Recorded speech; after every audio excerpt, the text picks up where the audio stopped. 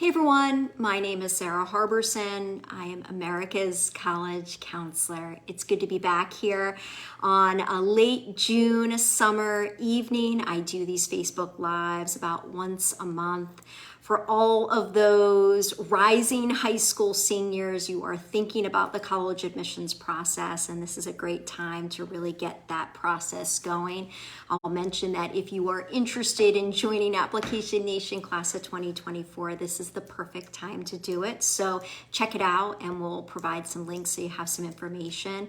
But if you want to get your questions answered about college admissions, you can start here with my Facebook Lives. I also have an Instagram Live about once a month and a lot of great resources for families to check out that are completely free if you're not ready to join Application Nation. So Application Nation Class of 2024 is for those rising high school seniors, and then I have a younger group, Application Nation, and those are going to be for the families of students in the class of 2025, 26, and also 27. So why don't I see what is up and what is on your mind about the college admissions process. I should say that, we've got parents who are joining us every single month. We have students. We even have college counselors that have questions. They want their questions answered, and I'm always happy to help. So do you want to get started with this one? Yeah. How do the changing FAFSA deadline dates impact early decision and early action? Great question. So if you're unaware of what the FAFSA is, it is the free application for federal student aid. It is the basic financial aid form that families need to fill out, especially if they are hoping for need-based financial aid from colleges. But also you'll find that some colleges and universities will ask for the FAFSA to be able to give out merit money as well. So it's an important document. There are some changes. So usually you would be able to access the FAFSA starting October 1st, but this year it's delayed until December 1st. And so how will that affect early decision and early action? Usually those colleges that offer early decision and early action will require an additional form called the CSS profile, and that is available to families starting October 1st. So most of those colleges and universities will say that they will be using the CSS profile for early decision and early action. And when FAFSA does become available to the financial aid office, they can always make any adjustments that are needed based on that. Next question. Why just 3 categories of school? Reach category or colleges with an acceptance rate of 25% or less seems quite wide. There is a big difference between those schools at the 3% acceptance rate versus, let's say, 20 or 25. Such a good point. I totally agree, Michelle.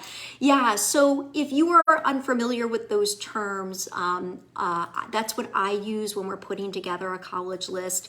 Reach colleges are colleges the student is still objectively competitive for, but they tend to be more generous. Target colleges, student is competitive for, but the acceptance rates are going to be not as low, and your likely colleges are going to be colleges that you are objectively competitive for, but it's a more generous acceptance rate. So if you're following those categories, the first step is to figure out what type of student you are. So I have student classifications using those same terms. Reach student, those are the highest achieving students that are applying to college, target students, and likely students. I've got my definitions in my book SOUNDBITE, and a lot of my resources in Application Nation will give you those details as well. But Michelle is right. I define highly selective colleges as colleges that have an overall acceptance rate of 25% or less. But there is a big difference between applying to a school like Harvard, Yale, Princeton with a 3 or 4% acceptance rate versus, let's say, a college that has an acceptance rate in the 18, 19, 20, 25% range. You have to know what type of student you are, and oftentimes I will add a plus or a minus attached to the term. So a student who might be a reach minus student by my definition might not see as strong of results if they apply to those colleges that have single-digit acceptance rates, but they could very easily see some acceptances with acceptance rates that are a little bit higher, but still within that range. So understanding how strong you are in each classification can definitely help, because there is going to be a pretty big range. The other thing you have to keep in mind is you're usually seeing a college's overall acceptance rate if it is listed on a college's admissions website. They're usually not going to give you a breakdown of what it is in early decision or early action compared to regular decision. But if a college or university does have an early decision program, you have to assume that the acceptance rate is going to be a little bit higher. Sometimes it's twice as high as the acceptance rate in regular decision. So in addition to what type of student you are when you apply and what major you're applying to, all of that will factor in. It's a lot to take into consideration. I will say that. You have to remember, I've been doing this for 24 years as a career. So I understand what schools every student is going to be competitive for, because I've done it so many times for students.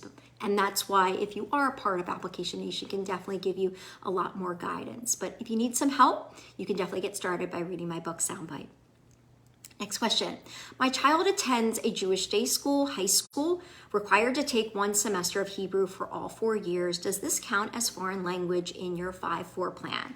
So obviously this mom knows my 5-4 plan. If you're wondering about it, I have a blog about it that I wrote several years ago. It's a great way to make sure that you're taking the right classes every year of high school so that you can be competitive for traditional 4-year colleges, no matter what your major choice is. Hebrew is a foreign language that is considered part of my 5-4 plan. So 5 stands for all 5 core subjects. And those core subjects would be English, math, science, history or social science or social studies, and your language. Foreign language or even an ancient language will be able to satisfy that requirement. So Hebrew is considered a foreign language in the admissions process and for college. You just want to be aware of whether your school is on a block schedule. You mentioned that your child has to take Hebrew 1 semester for every year of high school. If you're on block scheduling, that's like a full year of that language. If you're not on block scheduling, then that only counts as a half-year class. So if it's a traditional school year where you're supposed to take the class all year long and you're only taking Hebrew for half of the year, only 1 semester, that's not going to be as strong of fulfilling the 5-4 plan as you want it to be. But in some cases, those students that attend Jewish day schools, a lot of times they'll take another foreign language in addition to Hebrew. So that could be your situation. Next question, does the student need to create a resume? Any schools asking for it? Almost always, students do not need to submit a resume to apply to colleges. There are a few exceptions, I will say. So UT Austin, University of Texas at Austin, is one of those schools that likes a resume. Florida State University also likes a resume. But almost always, those colleges do not want to spend time looking at a student's resume. The templates vary tremendously from student to student. Admissions officers are much more focused on looking at what's required in the application. So if a student has activities or honors, you want to be able to use those sections of the application the most, because a lot of times admissions officers will never look at that resume unless it's one of those unusual schools. However, you will find that for students who are interviewing for colleges and universities, and not every college or university is going to offer an interview, but if they do, and if it's an alumni interview, meaning an alum of the institution will interview the students who apply in that area, let's say that you live in. A lot of times the alumni interviewer will ask the student to bring a resume to the interview. It's not required. They're just nosy. They don't have access to your application. So that's why a lot of times they ask for a resume, or that's common practice within their industry for an interview. But just know, for the college admissions process, it's not usually the resume that's important. It's the required pieces of the application. Okay. Is test optional real? My child has a very high GPA of 4.9, AP classes and dual enrollment classes, but a low ACT and SAT scores. How do you approach this? Early admission Is that a better option? This is such a complex question. I could spend an entire day talking to you all about it. Here are a couple things to keep in mind. You have to remember that there are a lot of colleges and universities that went test optional because they had to during the pandemic. I call these pandemic-induced test optional policies. The college instituted the test optional policy because we were in the middle of COVID. And it was very difficult for students to take SATs and ACTs. What I'm seeing with those institutions is, they're not like an institution that has had a test optional policy for 10, 20, or 30 or more years. They don't have the historical knowledge to show them how important those test optional policies are in getting a sense of how students perform once they get to college. So those pandemic-induced test optional policies, especially among the more selective colleges and universities, they're not admitting this, but I'm seeing it among my Application Nation families that if you're not reporting scores, especially for the highly selective colleges and the highly selective universities that didn't always have a test optional policy, your chances of getting admitted without scores is going to be a little bit lower, sometimes significantly lower than the students who are reporting scores and high scores at that. So some families will say, well, should I not report the scores? Should I report the scores, but they're not as good as I want them to? In the end, look at, the middle 50% range of the admitted pool of students for their scores, their test scores. And almost always the college will provide that right on their website. But again, just like I was talking about those overall acceptance rates, the average SAT and ACT scores for the admitted pool of students for that college is overall. And if the college has an early decision program, we know that the acceptance rate is going to be higher, not an early action, but an early decision. The acceptance rate is higher. And sometimes the college is going to be more willing to admit a student with slightly lower scores or no scores at all at a higher rate in early decision compared to regular decision or even early action.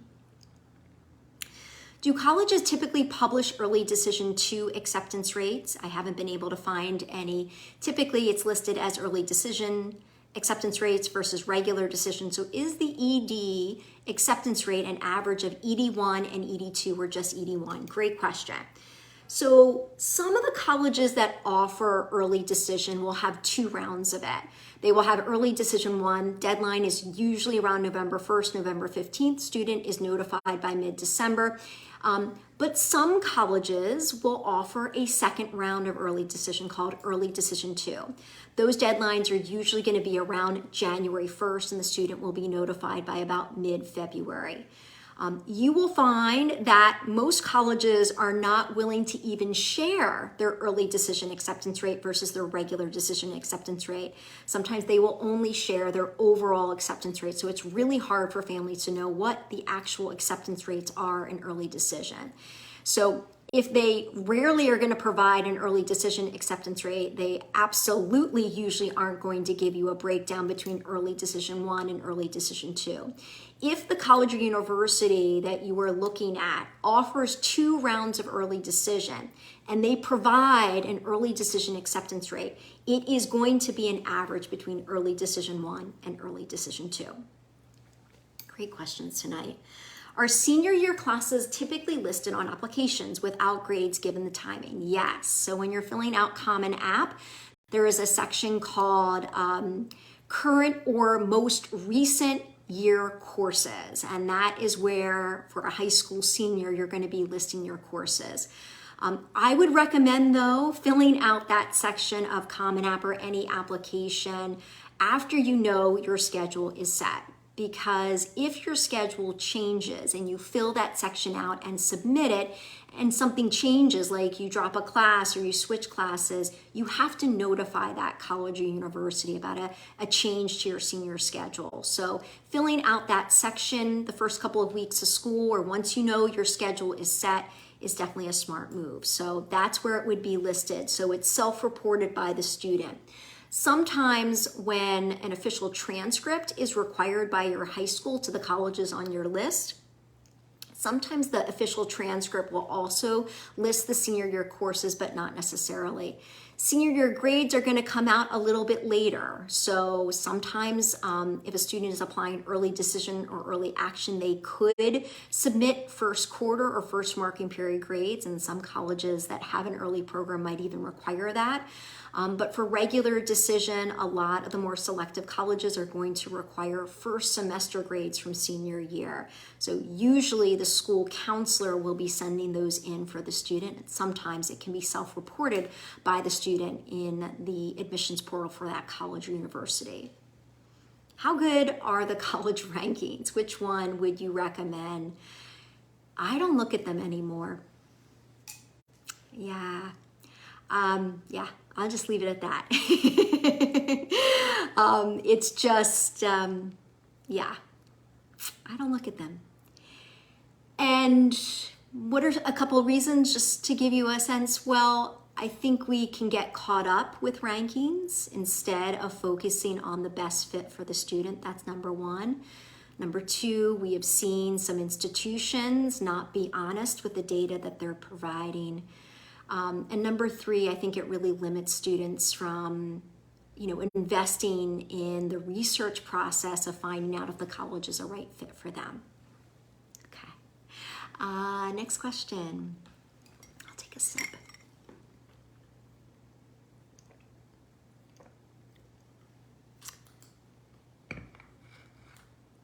If you apply early decision, can you apply to other schools early action at the same time? Another great question. Okay, so if you apply early decision 1, you are allowed to apply to as many non-restrictive early action programs as you want.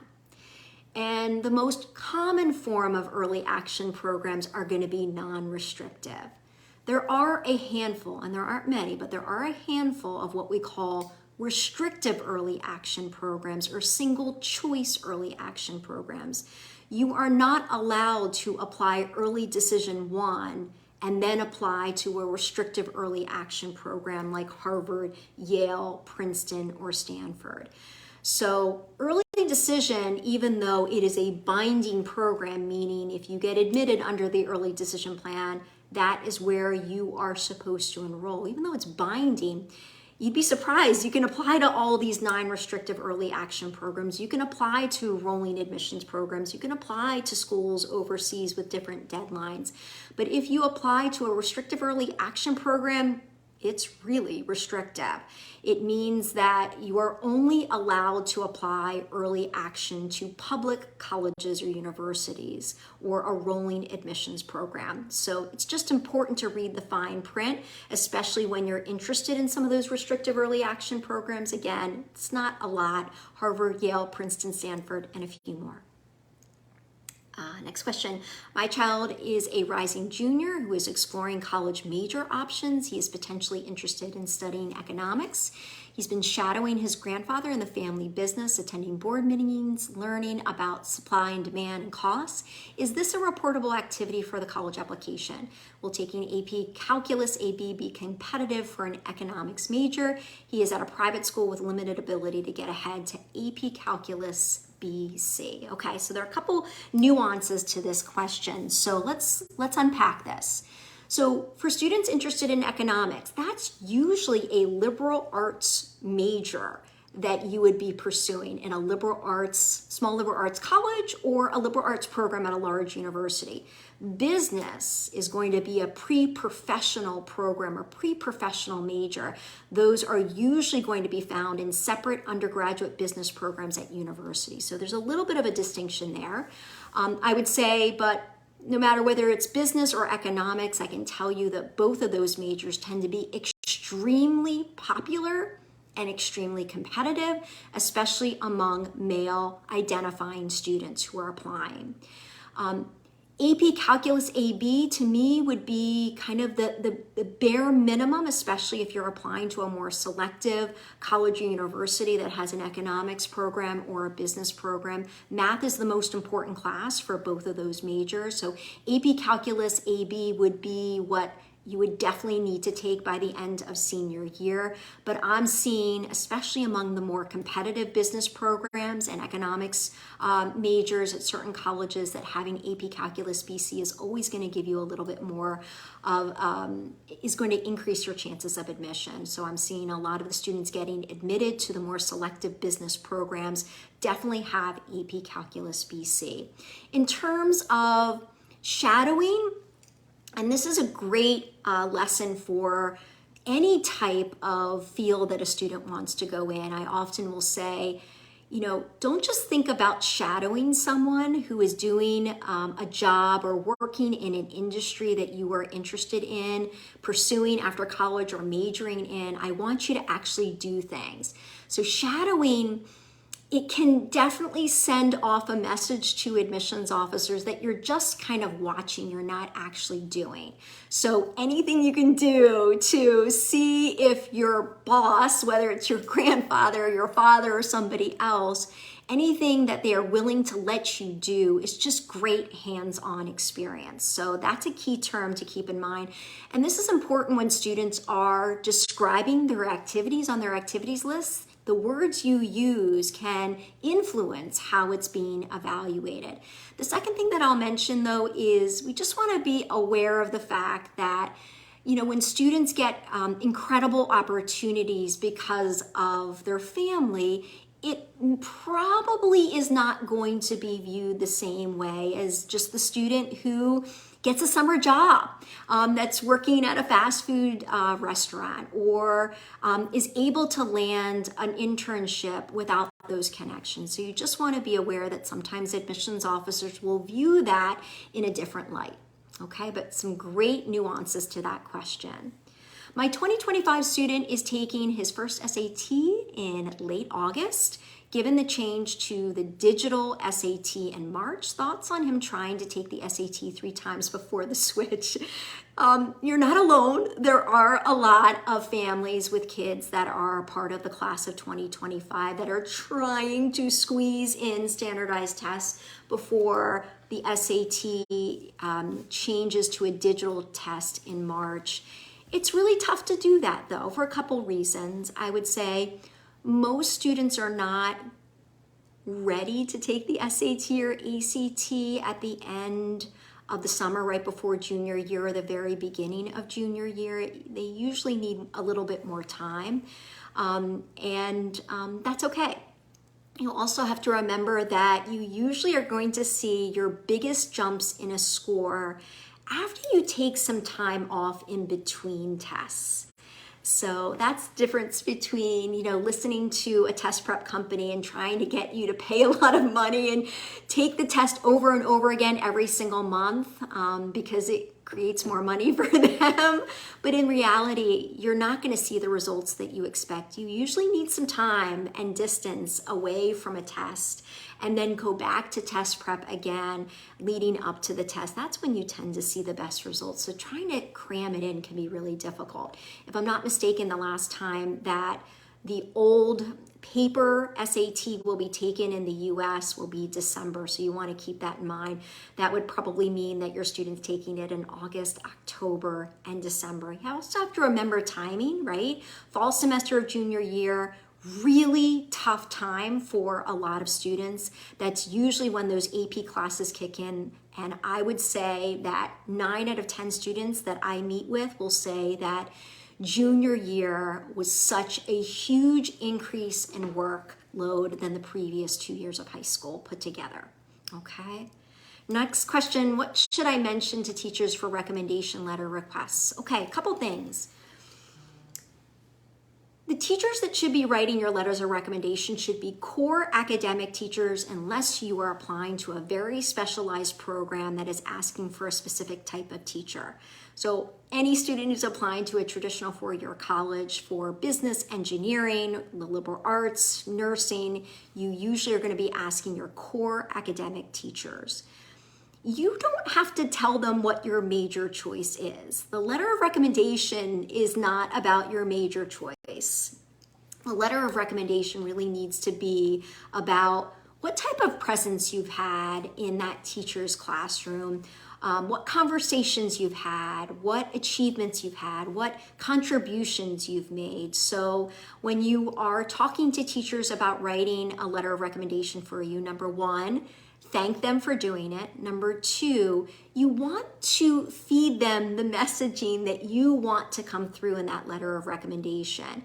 So I tell students, think about those special lessons that you just were so excited about for that teacher, special assignments, any major achievement that you had in that classroom. Maybe you did this incredible public speaking debate and your classmates literally stood up for you in your class because it was so good. Remind the teacher of these things, because as much as they want to help you out, they don't always remember all the little things that you remember. You know, that's one teacher for you, but that teacher usually has a caseload of dozens, sometimes hundreds of students. So remind them of those little moments during the year that really stood out to you, and what you learned the most and why you love the class. It's not about what you want to major in for that letter of recommendation.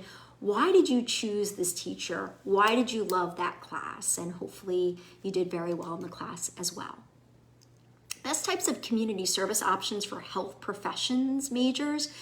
I would say the most common one would be to become a volunteer in a hospital. But honestly, you know, I saw, especially when the pandemic hit, that those opportunities were few and far between. I would say look at local health clinics in your community, in your neighborhood, getting certified to be an EMT or a junior member of the first aid squad. I've had students be translators, English translators for non-native speakers or patients who are at in a medical setting. Those are a few things to think about.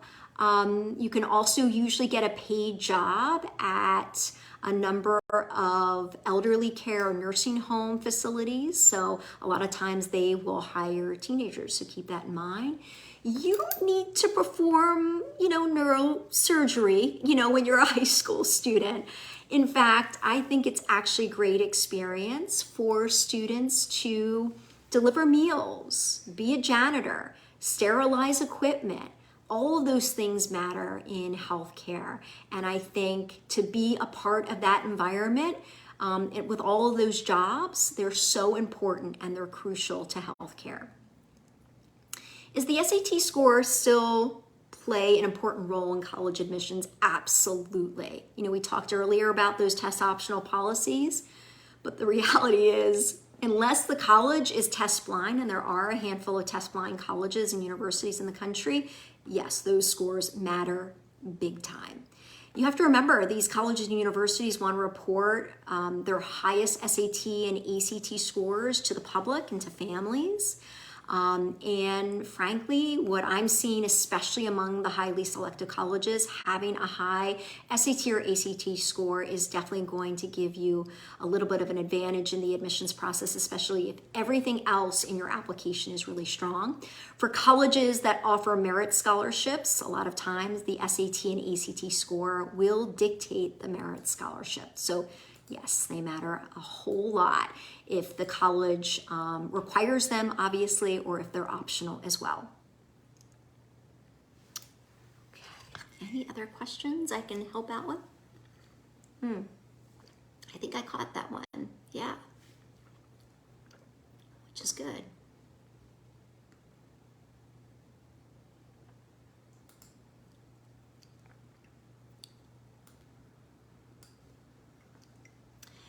Next question, can the SAT be given like 4 times as we didn't get the desired score? This is a good one. Will it impact the college admissions process or college admissions results? Can I report only the best score or super score? Okay, things have changed so much in the college admissions process. I still believe that we've got to put a limit on what our kids can handle. I still believe that taking the SAT or ACT 3 times is a good number to think about. Not taking the SAT 3 times and the ACT 3 times, but choosing the right test from the beginning based on how you do on a practice test for each one of them, and trying to take them 3 times at the most and spread them out. That used to matter a lot about how many times a student took a test, because it used to be that colleges required official score reports from the College Board and ACT. So it was, colleges could see how many times you took the test.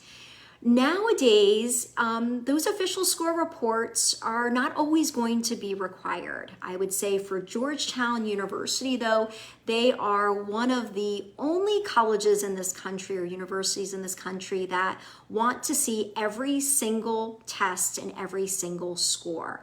So even if you just want them to see, let's say, your SATs, but you took the ACTs a couple of times, you are required to do a full testing history. But that's unusual. Nowadays, so many colleges and universities are asking students to do self-reported test scores. And I remember when that first became a trend. I was a college counselor at a high school, and I remember thinking, oh my gosh, why would colleges do this? I was thinking, would students not provide the accurate score? Well, that's not a smart move by students, because ultimately, if a student is lying about their test scores, the college is going to find out, because official scores are going to be required after the student is admitted and decides to enroll. But you will see a huge trend going on among small liberal arts colleges, private and public universities, all types of 4-year institutions. Almost always now are asking students to self-report their test scores right on the application. And if you're using Common App, it's so interesting, because Common App forces the student to only provide your highest score on each section, even if it happens on different dates. So you can't even provide that in the testing section if you've taken it multiple times and you're trying to provide all of your tests. If a college does not superscore the SAT or ACT, it's not likely about the SAT. Almost every college in the country does superscore, with a few exceptions, but not every college or university is going to superscore the ACT. So if they don't superscore, you can provide the test scores in the testing section of Common App, and then I tell students, use the additional information section so that you can list your highest ACT or SAT score on one sitting. So that's a little tip for me. So colleges, except unless it's Georgetown and a few others, they would never know if you took the test more than 3 times. I don't think you're going to see major increases in your scores after 3 times, and I think it will take away from a student being able to do other things with their life, like schoolwork and responsibilities. But for some students, they plan it out and they're able to take more than 3, but most colleges will only see your highest scores. And I think this will be our last question. How can I use a letter from a professor I'm working with in the lab over the summer? Okay, these are considered extra letters of recommendation. There are going to be some colleges that say they will allow extra letters of recommendation, but the reality is they're not required. And so admissions officers a lot of times are pushing that extra letter to the side.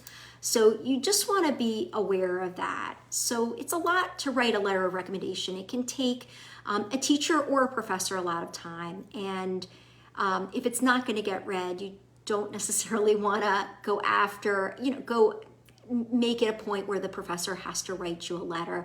You will find that almost always when it comes down to letters of recommendation, the college is really relying on the letter of recommendation coming from your counselor if it's required, and they are really looking almost always and almost exclusively at the letters of recommendation from those core teachers at your high school. So keep that in mind. All right, I think we're going to wrap up. Just a quick reminder, again, I mentioned it at the top of our live, and that is If you wanted to join Application Nation, we've got a lot of information where you can join one of the younger group, Application Nation, or Application Nation Class of 2024. Perfect timing, especially for those rising high school seniors who are working on their main essay or thinking about supplemental essays, college list reviews, wondering which AP scores to report next week when the College Board releases all those AP scores. That's what Application Nation is for. So it's kind of like this on a regular basis on a private discussion board.